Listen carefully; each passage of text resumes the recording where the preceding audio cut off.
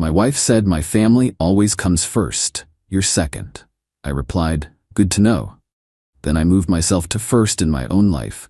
Separate finances, separate plans, separate future. When her family emergency came and she expected me to pay, I, 35 male, should have seen it coming.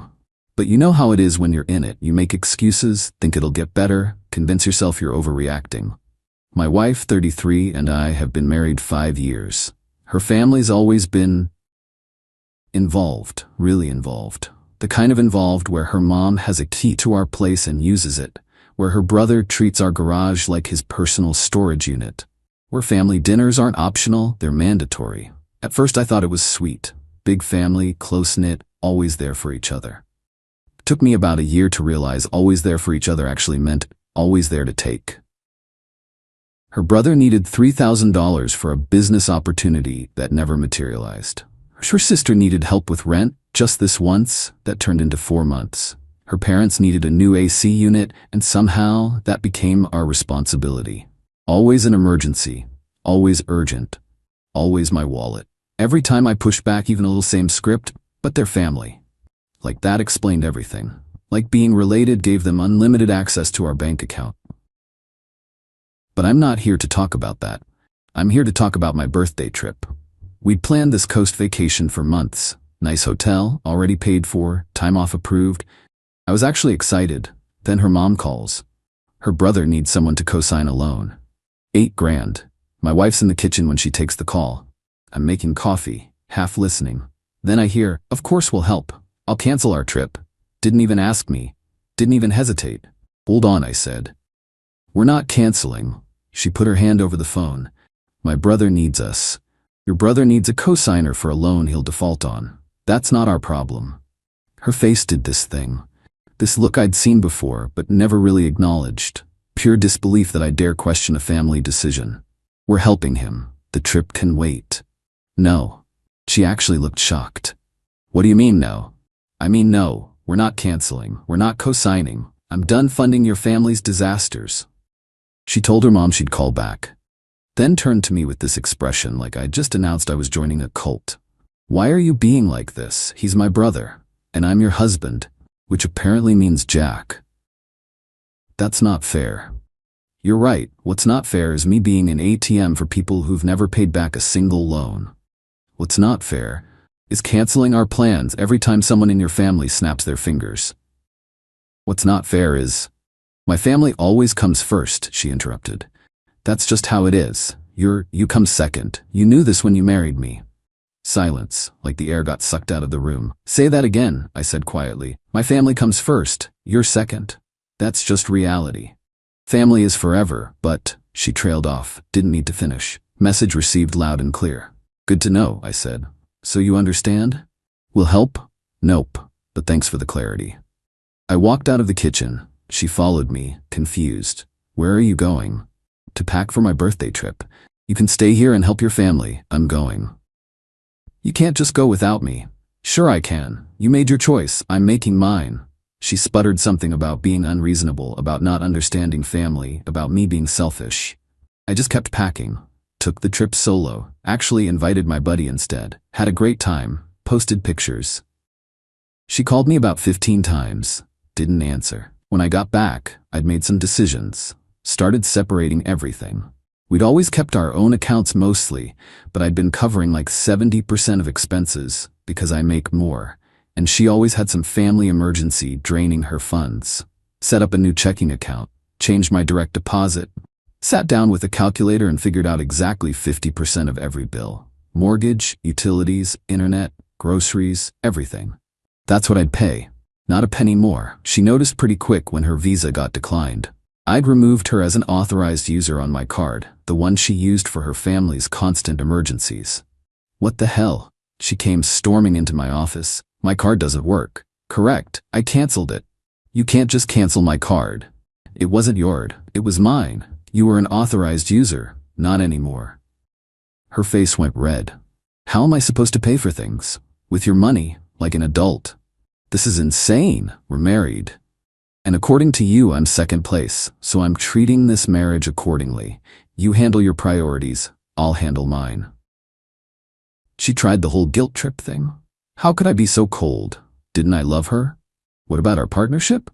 Partnership? I actually laughed. You literally told me I'm second to your family. There's no partnership here. There's you, your family, and then somewhere way down the list, there's me.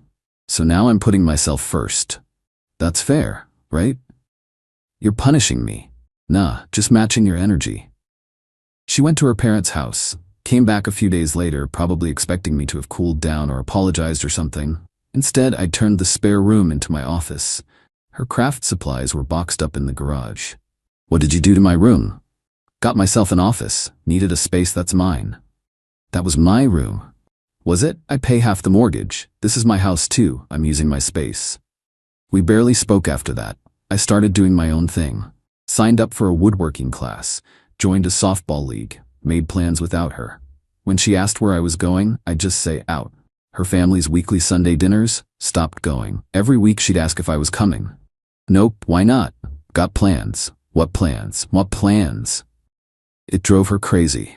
She was used to me being available, being the guy who showed up and smiled and paid for things. Now I was just not. Things stayed tense like that for a while. Then the real emergency hit. Her brother. Turns out he'd been gambling, not like casual weekend poker. Underground games, serious money. He was into some people for 35 grand. My wife came home crying with her whole family. Parents, sister, the brother who looked like he'd gotten worked over. We need your help, her dad said. No hello, no how are you, just straight to it. With what? My son owes some dangerous people money. We need $35,000 by the end of the week. I looked at them all standing in my living room. Her mom crying, her sister looking desperate, her brother avoiding eye contact. That's rough, I said. Her dad's jaw clenched. We need you to help us. Why would I do that? You could hear a pin drop. Because he's family, her mom shrieked. He's your family, not mine. Apparently I'm not actually part of this family, remember? My wife grabbed my arm. Please, they could really hurt him. Probably should have thought about that before gambling 35 grand he doesn't have. Her brother finally spoke up. Dude, these guys are serious. I'm in real danger. Then sell your truck. That's worth what, 15 grand? Sell it. I need that for work. And I need my money for my priorities. You made your choices. Deal with the consequences. Her dad stepped closer. What kind of man abandons family in a crisis? The kind who was told he's second place. The kind who watched you all treat him like a walking ATM for 5 years. That kind. We took you in, treated you like a son. I had to laugh at that. You treated me like a bank. Big difference. Her mom started wailing. Please, we're begging you. He could die. Probably should have parented better then. My wife's face went pale. How can you be so heartless? Easy. I learned from watching your family. You want heartless? You've spent 5 years making it crystal clear I don't actually matter to you people. I'm just useful. Well, guess what? I'm not useful anymore. I'll divorce you, my wife said quietly. If you don't help, I'll leave. Okay, she blinked. What? Go ahead. Divorce me. Save me the trouble of filing myself. That's when her sister started screaming. Called me every name in the book. Her mom joined in. Her dad looked like he wanted to hit me. Get out of my house, I said calmly. All of you now. This is her house too, her sister yelled. Nope. My name on the mortgage. My house. Get out or I'm calling the cops. They left, dragging my still crying wife with them. She didn't come home that night, or the next. Found out through a mutual friend they managed to scrape together about 20 grand. Her parents took a loan against their house. Her sister pawned her wedding ring. Her brother sold his truck, still short 15 grand. The people he owed gave him an extension and started charging interest. And apparently they all decided this was my fault. Update 1. The harassment started pretty much immediately. Her dad showed up at my office, made it past the lobby somehow, started yelling at me in front of my coworkers about abandoning family, about being a coward, about what kind of man I was. Security had to drag him out. He was screaming the whole time about how I'd regret this, how karma would get me. My boss called me in after. What the hell was that? Explained the whole situation. The gambling, the money, the divorce. Jesus, he said. Look, I get it, but we can't have that kind of scene here again. Understood. I'll handle it.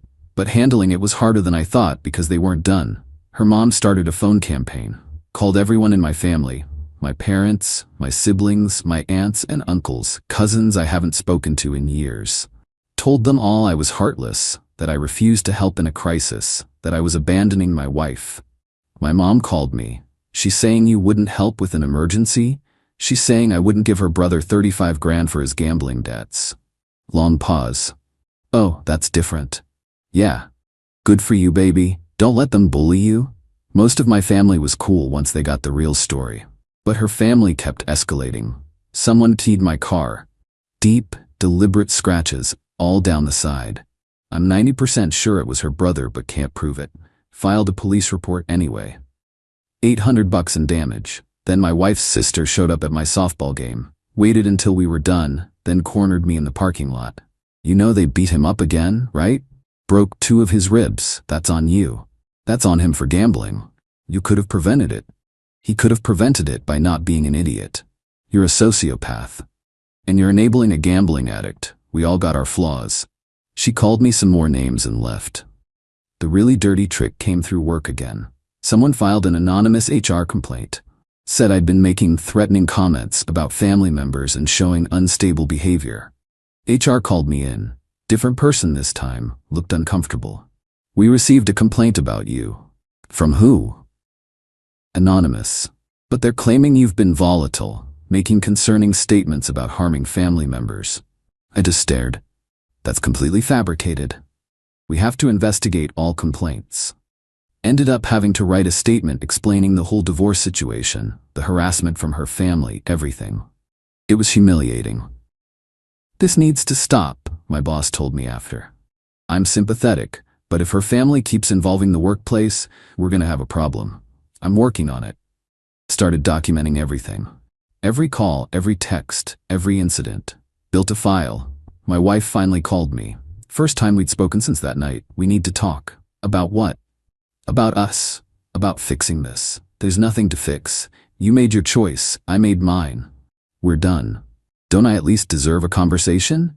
You told me I'm second place and expected me to fund your family's crises forever. We had the only conversation that matters. I didn't mean it like that. Yeah, you did, and it's fine, but you don't get to have it both ways. Your family comes first? Great.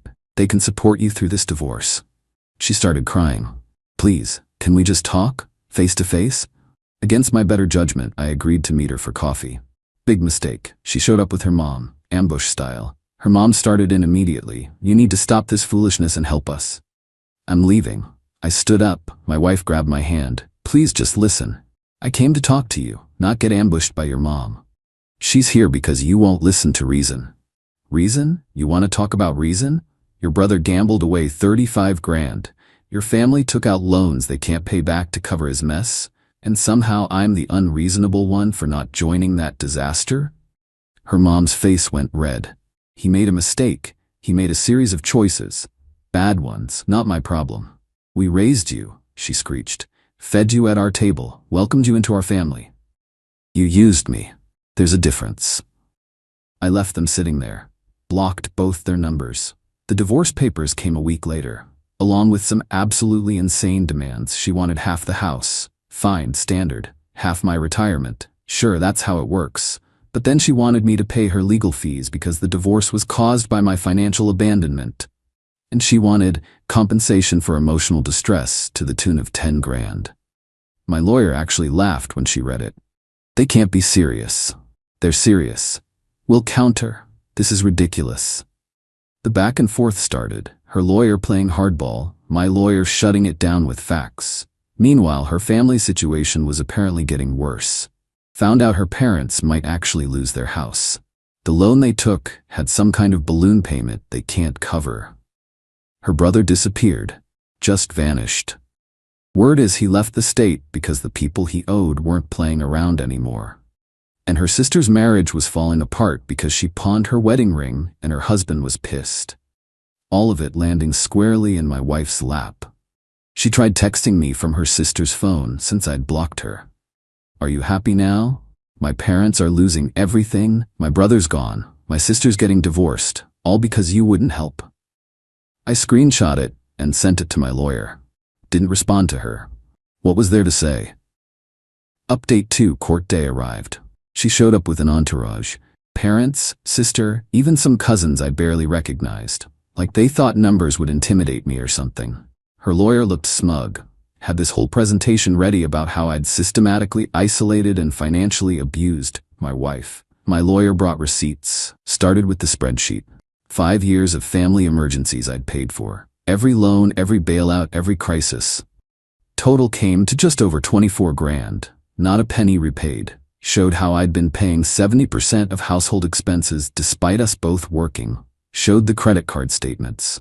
$3,000 in cash advances the month before I canceled her access. All sent to family.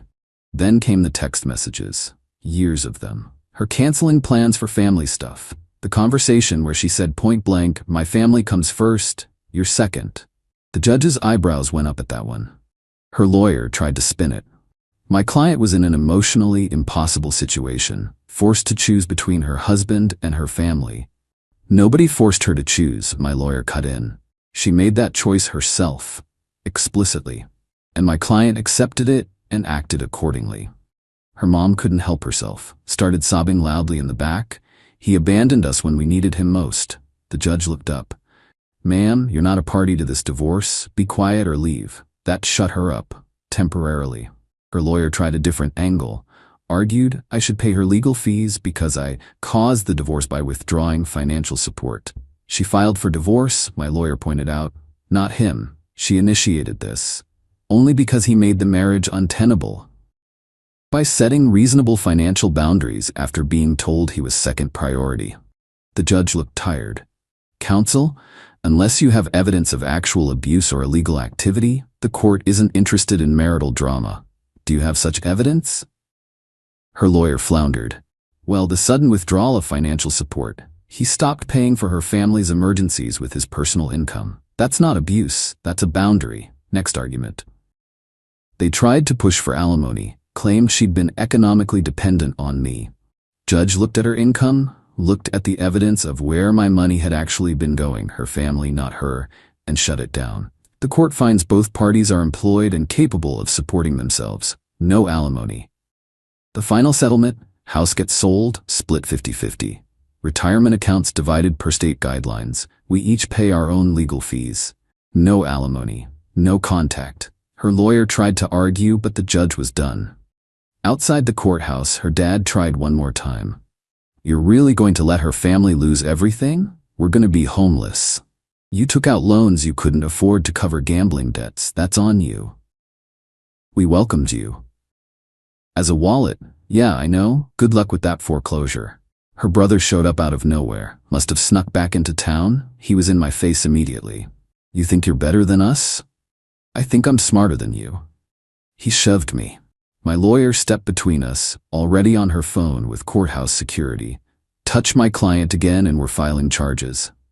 Security showed up fast. Escorted him away while he yelled about what he'd do to me, how I'd pay, all the usual empty threats. My wife just stood there crying while her mom hugged her. Her sister was on the phone, probably trying to find a place to stay since their parents were about to lose their house. Drove away while her dad yelled at me about karma. The house sold within a month. Got asking price. Market's good right now. After the mortgage, we each cleared about 85 grand. She needed hers immediately. Her parents' foreclosure was already in process. I put mine in a savings account and started looking at condos. Found out through friends what happened after. Her parents lost the house, moved in with her sister. Her sister's marriage didn't survive the stress. Husband filed for divorce. Her brother's apparently in another state, still dodging his debts. My ex is working 2 jobs trying to stay afloat. Her settlement money disappeared trying to help her parents. She's in a studio apartment now, broke and exhausted. Her family barely talks to her anymore. Apparently they blame her for letting me go and ruining their gravy train. The irony isn't lost on me. As for me, bought a condo downtown, 2-bedroom, nice balcony, modern kitchen. It's all mine. No compromises. No ugly furniture from her mom. No family photos I have to pretend to like. Been seeing someone new. She's a teacher, has her own life, her own money, her own boundaries.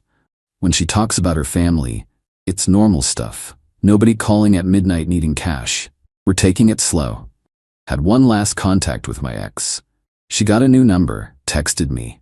I hope you're happy. You destroyed my whole family because you couldn't help in an emergency.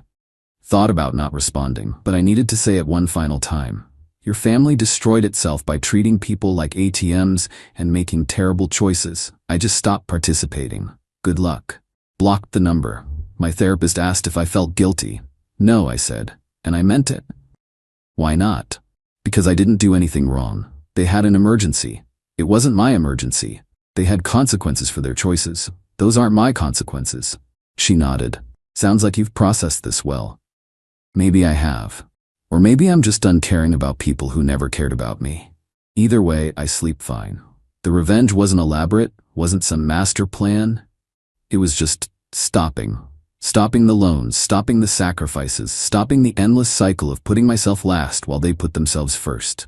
They called it abandonment. I call it self-respect. And honestly, best decision I ever made.